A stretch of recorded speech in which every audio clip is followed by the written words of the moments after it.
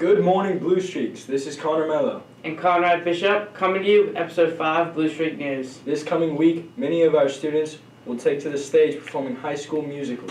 And we also got an exclusive interview with our superintendent, Dr. Richards. Today's packed. Let's dive in.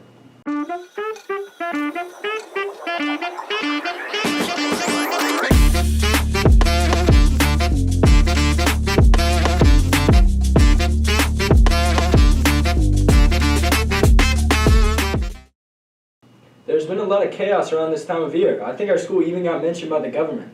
That's right, but rather than talking about ourselves, we're extremely lucky to get our superintendent to share a little bit more about that in our interview earlier this week. Hi, my name is Elsie Corriston, and I am with HHS Media. Today we are here with Superintendent Dr. Michael Richards.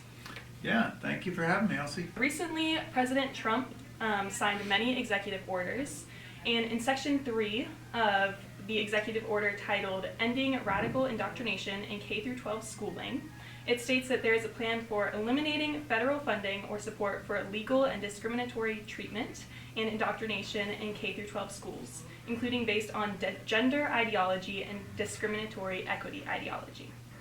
There was also a fact sheet accompanying that singles out Harrisonburg City Public Schools by stating, Harrisonburg City Public Schools in Virginia implemented a policy forcing teachers to always use students' preferred pronouns. So in response to that, you wrote that the claims in their statement are false. We do not have policy that violates anyone's rights or indoctrinates children. So in your words, what did the government go wrong with their original statement?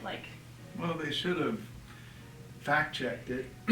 First of all, I think that there was a lawsuit here in Harrisonburg brought by the Alliance Defending Freedom, and there were inaccurate statements made by the other side in that lawsuit several times throughout the 2.5 years of that lawsuit.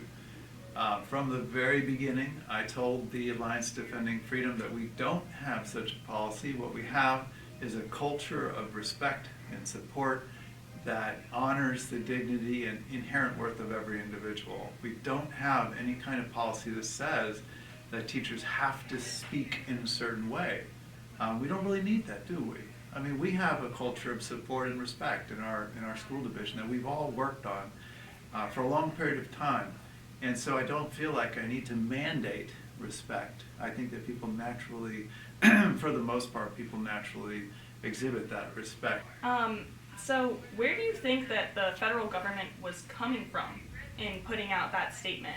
I think that's what is going on here is that the Trump administration is singling out specific school divisions, 3 of them, 2 in Virginia, 1 in Wisconsin, all sued by the ADF, by the way, to sort of chill any kind of resistance to a new ideological platform that they have, that they want to put in place, which is that schools will not be open and welcoming and receptive of some of our most vulnerable community members. Can you clarify what the actual stance of our district is relating to matters of students with different pronoun usage at school versus at home? Yeah, of course. So from the beginning, the lawsuit said that we were telling teachers they have to use the preferred pronouns of students, and that this is what the lawsuit said. This isn't true. I'll get to that in a minute. And that they have to lie to parents. Like, don't tell parents. Notice that the judge threw out the parent complaint in the original lawsuit, right? Mm-hmm. The judge looked at the evidence, looked at what I had written. I had written that we don't mandate it, we recommend it. We say it's the right thing to do, but we don't demand it or mandate it. The judge looked at all the evidence. They were also saying that we told teachers they have to lie to parents. And he threw out the parent part of the complaint because he said it's just not true. We're very fortunate to have mental health teams. And so what we told teachers in an optional training, we told them, rely on your mental health team. It says it right in the PowerPoint, rely on your team. If a student comes to you and says, I'm questioning my identity and that kind of thing, I'd like to let you know and so forth, then we bring in the mental health team that wraps around and helps the student communicate with the family. So the judge threw it out, right? We were never doing that. We had a very sophisticated way that's backed up by the American Academy of Pediatrics and the American Psychological Association and the American School Counseling Association. And so we were going with the best advice there was. We still go with that. The lawsuit didn't change that. We still have the same guidance in place. Are there any policies that regard gender identity in the HCPS school system? There are no policies. What we did was when state law shifted and became more inclusive in terms of gender identity and sexual orientation, we added those to our non-discrimination policy. So I can refer to policy that says do not discriminate, right? But it doesn't say in policy you have to use people's pronouns.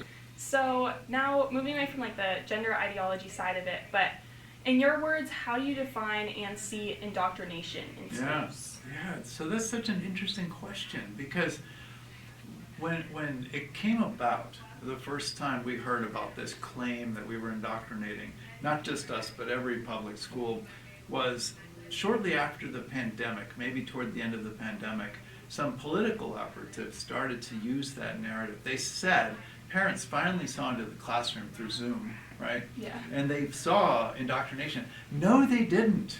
They saw hardworking teachers overburdened by having to teach online. My view of this, and I'm pretty sure I'm right, is that political operatives said, here's an opportunity we have to portray the public schools in such a way that we can start casting a lot of doubt on them, start moving money away from them, start moving money more toward private schools and other schools, and that's part of a larger agenda.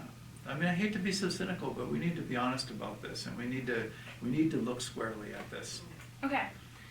So kind of going back to this idea of the court case and this fact sheet that recently came out, how has that impacted Harrisonburg? Like, what effects have you seen over the past few weeks? Well, I have personally talked to some parents who were very upset. They have students who are gender non-conforming, and they're very upset. They're scared. Yeah. It's had an impact emotionally on our on our neighbors, our friends, our family members, our schools. There's anger. I know that a lot of people, pardon me, are angry about the fact that we were singled out for something we don't even do. I mean, that's obviously something that angers people, right? Nobody likes to be accused of something they're not doing. But to be accused of something you're not doing and to know that there's a cynical reason behind it is kind of extra damaging. So there's anger and there's fear and there's sadness. There's some real sadness about it, because they're talking about when they attack what they call gender ideology, what they're really doing is they're attacking people we love. And that's difficult. In your response to the fact sheet, you stated naming specific schools is using fear as a weapon. And then you also wrote, let me be clear, I will not be intimidated. I stand firm in my commitment to ensuring that HCPS remains a safe, welcoming place for all. Can you elaborate on what specific things you are doing to ensure that HCPS is that safe, welcoming space? Well, first of all, I like to bring people together and to reiterate our values, right? As I was kind of joking with you about, indoctrinating you, I guess I indoctrinate them into this idea that we're all human, we all have an inherent worth and dignity. Regardless of your political views, you can't take human rights away from humans. You just can't do it. You might be able to stamp them out, you may be able to say, well, we're not going to reinforce those, but you don't remove them, you can't. And so I remind people of that, that this is something that we all need to stand for, is human rights, right? And so I lead by example, I bring people together, I constantly have those conversations with school division leaders, I constantly have those conversations with teachers. Teachers are the amazing ambassadors of that idea. And so this idea that you come into my room, you have human rights, you have inherent worth and dignity. And so it's just a matter of making sure that as the superintendent, I'm always reinforcing that with everyone. And again, it's never about mandating. You know, I don't need to mandate that. That's human nature, to be kind, right? To be accepting, to say that you have inherent worth and dignity, even if I don't agree with some of your views. So kind of moving aside from all of this, how do you feel about the bill that is being introduced that would eliminate federal Department of Education and kind of leave that up to the states? How do you think that would affect us here? Well, that's something that we haven't fully analyzed yet. And so it's very complicated. So what's going through my head is how far into this do I go? The Department of Ed developed or put in place more than 50 years ago now, is really two parts to it. One is to distribute funding, right? So Congress says you're going to get a certain amount of funding called title funding or grants. Congress decides that, not the White House, by the way. And once they decide that, the White House doesn't really have a role in terms of determining who gets it and who doesn't get it, right? And the other side of it is they investigate and enforce civil rights, and a lot of people, I think, don't recognize that. They also have a role, so let's explore that for a moment. Let's say that a parent in a school division says that my child's rights are being violated, and let's say they go to the school division and they try to work it out, and it never gets worked out. The Office of Civil Rights at the Department of Ed steps in and helps. They can be very helpful. They can help guide two parties. Maybe the parent's not really fully right about the claim, and the Department of Ed kind of helps mitigate that, help the parent see that more clearly. Or maybe the parent is right and the school division needs to get with it. They help with that too. So that's a very good function, that they have. Also, our kids who need assistance, special assistance, right, because they may have a disability, the Department of Ed also provides guidance, it reinforces rules, provides funding, and so forth. Now, if you don't have a building and staff members to do that in with, what does that look like?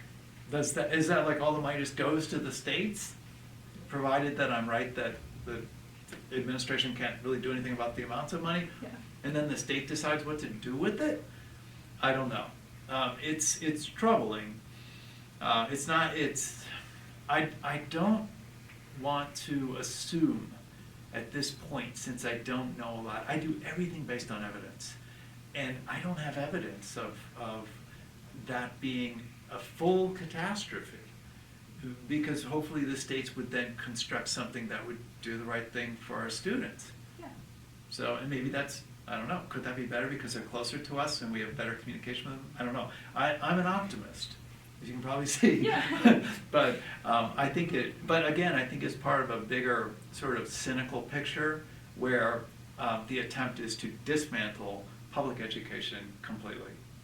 I think that is the ultimate goal here. And so you're taking away the Department of Ed, you're freezing out these school divisions who are now afraid to say anything because they might be listed like Harrisonburg was. And so you're telling everybody in the world that all these schools are indoctrinating students with some kind of what they call gender ideology, right? And so you do all those things, and what happens? You're really trying to, in a sense, dissolve and destroy public education. But we will stand strong. This is Elsie Corriston signing off for HHS Media. It's so good to have such a caring superintendent. I couldn't agree more. They support our school in so many ways, from arts to sports. They've got our back. Speaking of which, don't we have a musical coming up? I almost forgot. We have a special announcement from our arts department next week. February 12th through 16th, Harrisonburg City Public Schools will be performing their musical, High School Musical. Tickets can be purchased online or at the door. Hope to see you there. Well, that's all we have here for you today. This has been episode 5 of Blue Streak News. I'm Conrad Bishop. And I'm Connor Mello. See you next week.